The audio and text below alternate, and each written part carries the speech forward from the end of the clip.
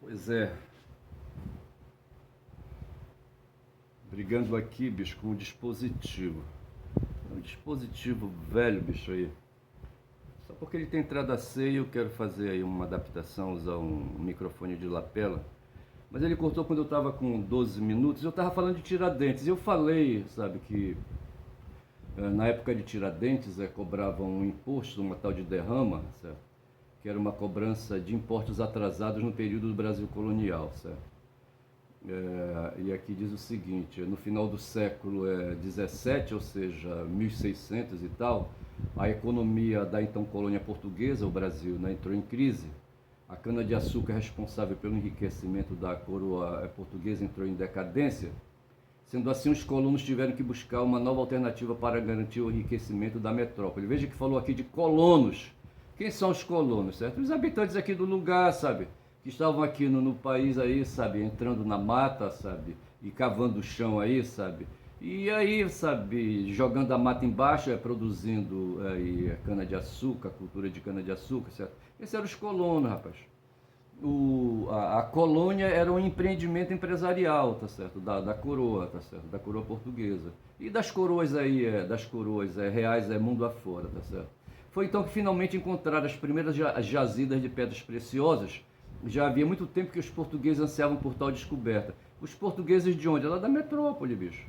Durante o século XVIII, as minas de diamante, ouro e prata dos estados de Minas Gerais e posteriormente Goiás e Mato Grosso foram intensamente exploradas.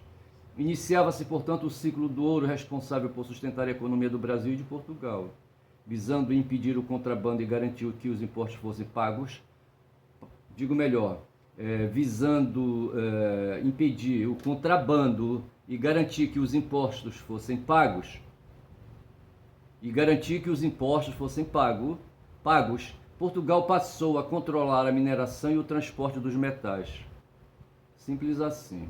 Por isso, a coroa portuguesa criou rotas oficiais monitoradas por pessoas de confiança para fiscalizar e controlarem a circulação das pedras preciosas.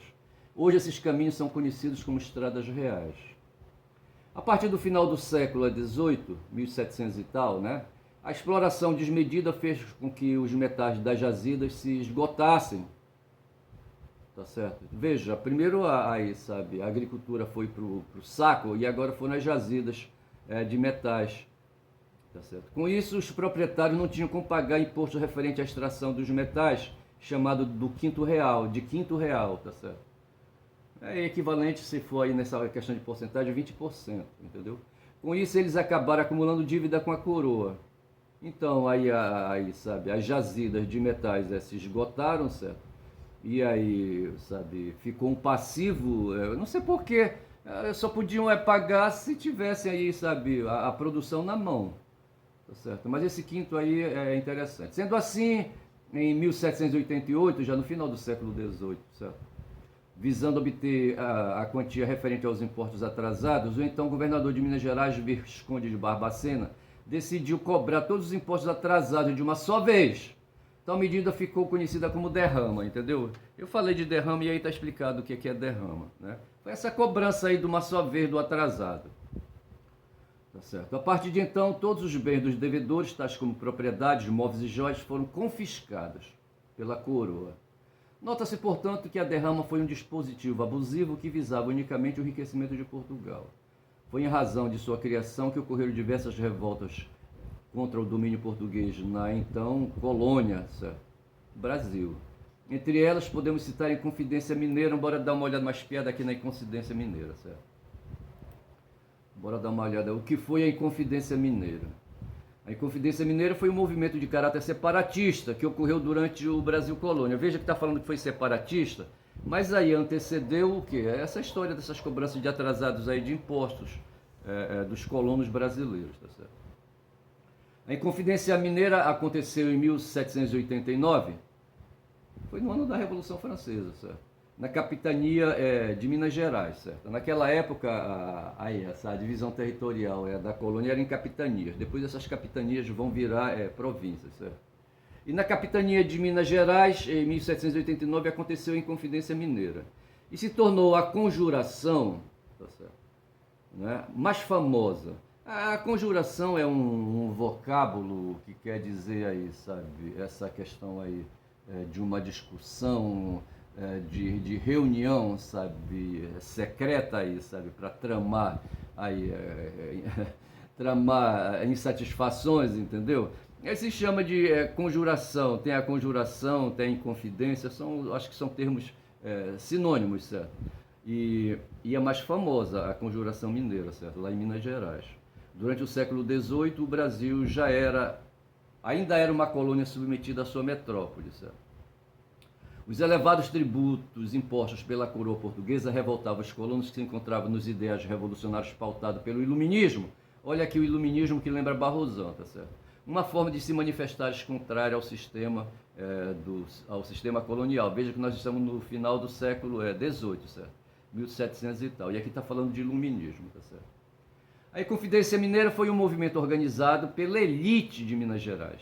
Intelectuais, grandes negociantes, negociante é comerciante, alguns membros da administração da capitania e parte do clero. Aí a pergunta é, o que o clero, sabe, queria com isso, certo? A não ser que seja essa questão hoje, sabe, pela qual brigam os pastores evangélicos em torno da isenção de seus templos, de isenção das rendas, da isenção do dízimo que é pago de impostos sobre o dízimo que é, sabe, entregue, são doações entregues pelos fiéis aos pastores, tá certo? Justifica aí a participação do clero, porque clero não tem nada a ver com essas questões. Que intelectuais se metam nisso, certo? Por devaneios, os comerciantes também e membros da administração da capitania também. Agora o clero não tem sentido, tá certo? A maioria da população mineira estava descontente. Aqui fala da população, né? Com as reformas administrativas adotadas pela coroa portuguesa, que queria aumentar o controle sobre a colônia, assim como os impostos. Grande parte das minas da região haviam se esgotado e com isso a atividade mineradora estava em declínio. Falando da província de Minas, ali da província, não é província, certo? Da capitania de Minas Gerais, certo? Desconsiderando tal realidade, a metrópole, Portugal, ameaçou aplicar a derrama, cobrança de todos os impostos atrasados de uma só vez, tá certo? Para garantir o recolhimento sobre o ouro.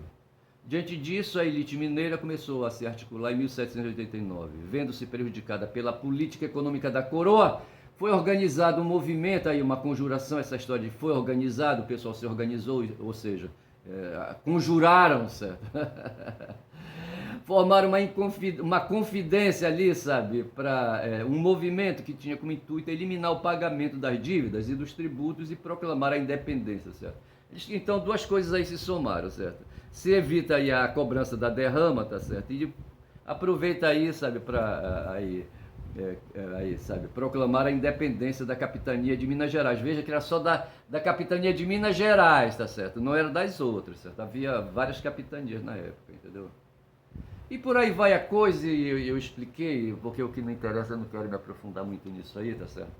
E eu falava aqui, sabe, dessa questão, não sei por que eu falava, não sei, eu acho que eu falava ali do Malafaia e eu não sei por que eu falava da Inconfidência Mineira, não, era daquela reunião ainda do Guedes, certo? Ali, sabe, os bolsonaristas estavam numa conjuração ali contra o povo brasileiro, e o Guedes, nessa reunião do dia 22, eu não sei se foi de 2020 ou 2021, sabe, berrava na direção da bolsonarista Damares Alves, sabe, querendo a atenção dela, ela estava tagarelando com outras pessoas, entendeu? E ele gritando para chamar a atenção dela, para falar imoralidade, sabe, se expressar com ela com termos chulos, entendeu? Esse Paulo Guedes, entendeu? Eu posso falar termos chulos, ele não podia na época. E aqui tem uma outra matéria, sabe, que mostra aqui uma urna eletrônica, certo? E eu não sei o que é que fala aqui, tá certo? Bora ver. O Globo não deixa eu ler, rapaz, eu tenho que pagar. Ah, sim, era aquela questão, nós estamos já com as eleições municipais em andamento, tá certo? E nós estamos, aí os partidos aí, sabe, já começaram o trabalho aí de divulgar o nome de seus candidatos a vereador e a prefeito.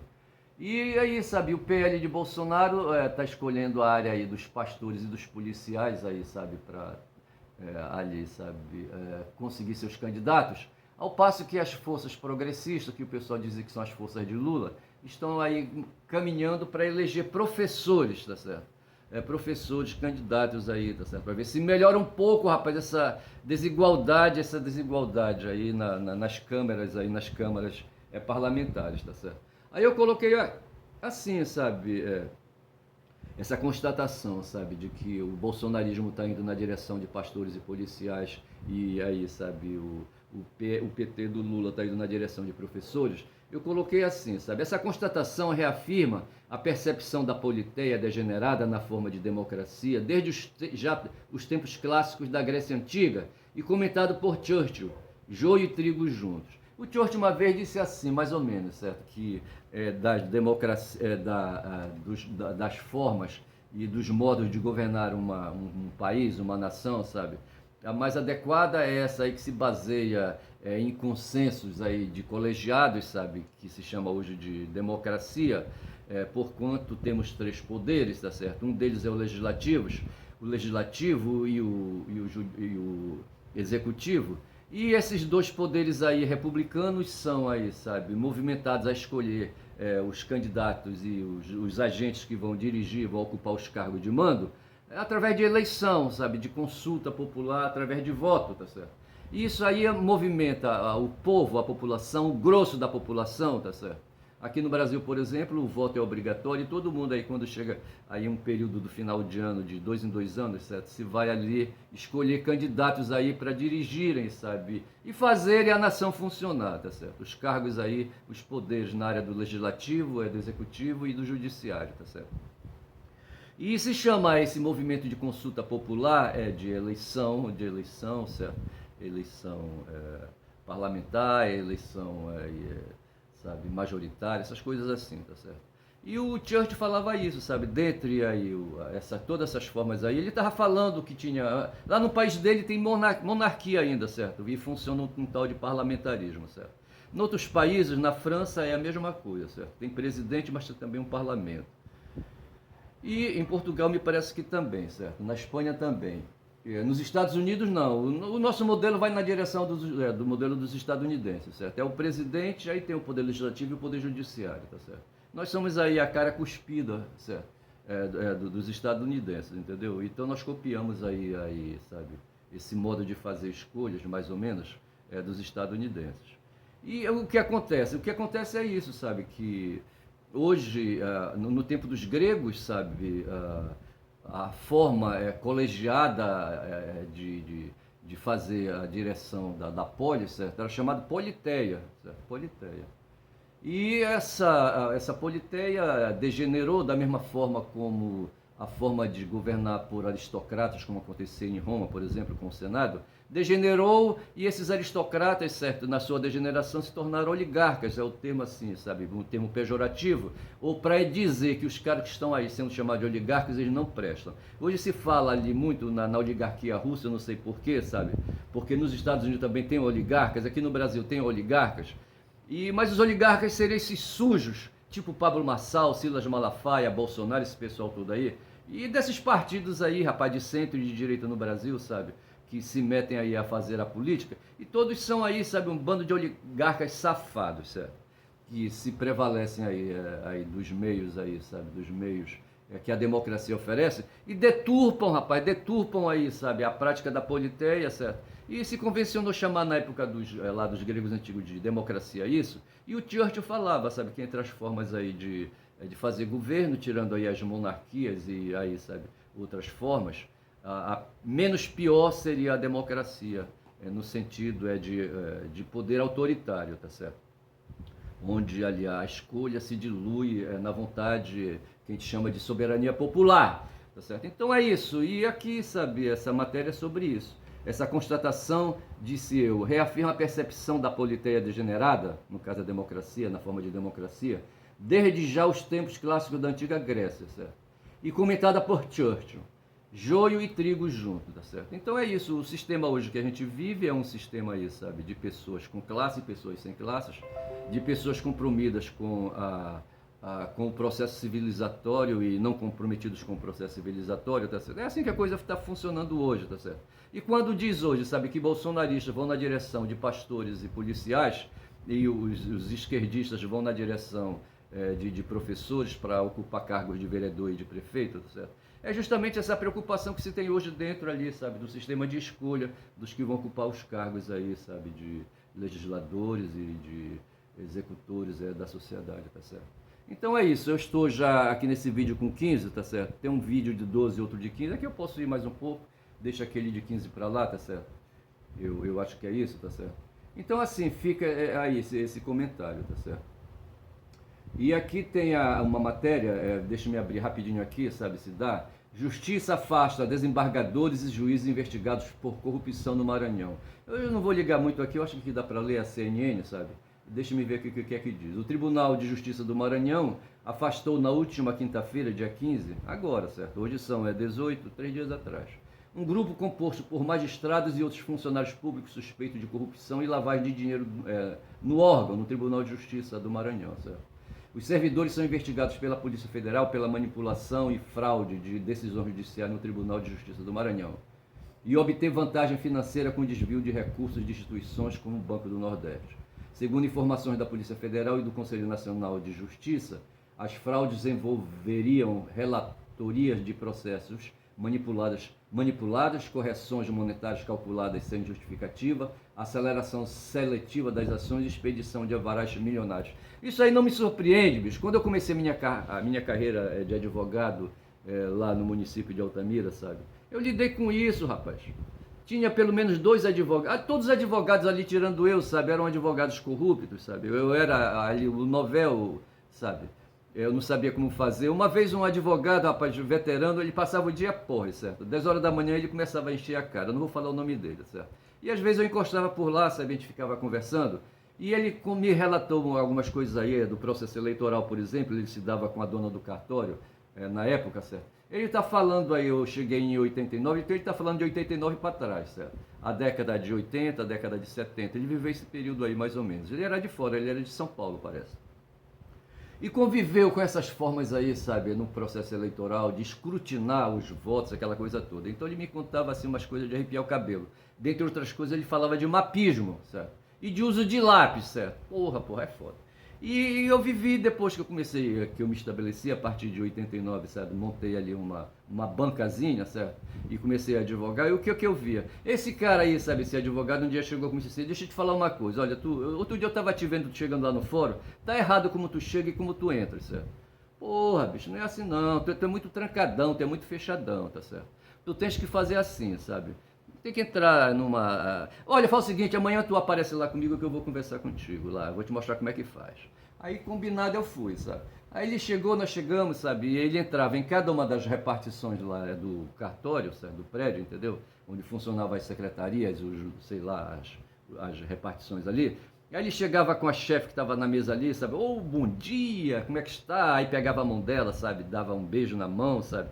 Ou então se a pessoa estava de pé, dava um abraço, sabe? E ali se aproximava o corpo dele ali, sabe? Apertava, sabe? O corpo dele contra a da funcionária. Isso com os funcionários. Com os homens eles davam um aperto de mão, mas não deixavam de trocar uma piada, sabe? Sei de um advogado, por exemplo, que chegou até a engravidar a filha do dono do cartório ali, sabe? Da repartição ali, judicial, certo? Chegou a engravidar, bicho. O cara era um maçom, rapaz, um maçom escroto, sabe? Eu cheguei até a trabalhar no escritório dele, ele me dava confiança, sabe? Mas porque ele andava, sabe, amassando a minha irmã, sabe? Não sei se foi isso, sabe? Mas eu só sei, sabe, que eu cheguei a trabalhar no escritório dele, sabe? Ele me usava, entendeu? Me usava para fazer. Uma vez eu tirei, sabe, junto com ele, um traficante da cana, por questões de defeito no processo, certo? O cara era traficante, tudo bem que mantivesse o cara em cana. Agora vacilou, bicho, eu enxerguei o vacilo no processo, sabe? E fui pra cima e consegui tirar, sabe? Consegui tirar, era uma armação do delegado, sabe? Eu não sei se o delegado já vinha agindo com o juiz aí, sabe, há mais tempo. Eu só sei que comigo não houve resistência quando eu levei ao conhecimento do juiz, sabe? Primeiro eu protocolei uma petição, um habeas corpus, eu acho. Aí em seguida, sabe, fui falar com o juiz e mostrei para ele: olha, acabei de protocolar um habeas corpus, está acontecendo isso, isso, isso, isso. Rapaz, na hora ele pegou o telefone, sabe, e mandou chamar o delegado, sabe? E logo em seguida, sabe, preparou ali um alvará de soltura para o meu cliente, tá certo? Essas coisas assim, tá certo? Essas coisas que aconteceu e que esse colega aí, sabe, paulista, sabe, eu acho que ele morreu de cirrose, o cara bebia pra caralho. Mas assim, sabe, o que eu pude ver, bicho, é que havia esse domínio lá naquela cidade onde eu nasci, certo? Onde eu advoguei, sabe? Era foda, rapaz. Um dia o marido da juíza me botou pra correr. O quis me botar pra correr. Como eu não corri, sabe? Ele ficou por lá espumando pela boca, sabe? E a mulher dele se meteu no meio, a juíza, sabe? Eu fui lá, era um sábado, pra fazer assim uma. Ali tinha uma situação de emergência, certo? E é permitido ao advogado, quando é necessário, sabe? Eu protocolei o procedimento no fórum, no plantão, e fui falar com a juíza, sabe? Cheguei lá, ela estava, sabe, numa mansão, sabe? Tava com um pano amarrado na cabeça, fazendo faxina, ver se pode. Aí pedi para falar com ela, lá de pronto me atendeu, sabe? Ela tinha, assim, uma certa atenção comigo. Quem não tinha, rapaz, era o marido dela, sabe? O cara, veja, era um caso típico de incompatibilidade, sabe? Incompatibilidade de gênio, certo? Não podia, bicho. O cara era um peão goiano, certo? Um peão aí boiadeiro, tá certo? Um cara desses aí de rodeio, entendeu? Um cara aí, sabe, de poucas letras, certo? E a mulher é uma juíza, rapaz, sabe? Uma juíza de direito, vê se pode. E vivia com esse cara e já tinha filhos, inclusive, entendeu? Eu só sei que ali eles montaram um negócio, certo? Quem queria resolver problemas falava com ele, certo? E ali, sabe, já deixava, descarregava. Aqui em Belém tinha um esquema, rapaz, com um cara que era oficial de justiça, certo? E que conseguiu derrubar uma juizona aí, sabe? A juíza, ela tinha um cabelo assim parecido com o da Hebe Camargo, cheio de laque, entendeu? E essa juíza tá até por aí, eu não sei por onde anda o oficial de justiça, não sei se os dois estão juntos, mas quem quisesse aí, sabe, aí, esse tipo de coisa que eu li aqui, sabe, de fraude e de facilitações em decisões judiciais, porra, bicho, era só falar com o oficial de justiça assim por fora e já deixava cair ali o mole, entendeu? E podia ir para casa, para o escritório, sabe? Porque depois o que tu querias, a essa altura tu já tinha protocolado o teu expediente, tá certo? Logo em seguida o que tu querias sair, tá certo? Assim não dá, bicho, assim não dá. Então o que está acontecendo lá no... É o que está acontecendo ali, sabe, no Rio Grande do Justiça afasta desembargadores e juízes investigados por corrupção no Maranhão.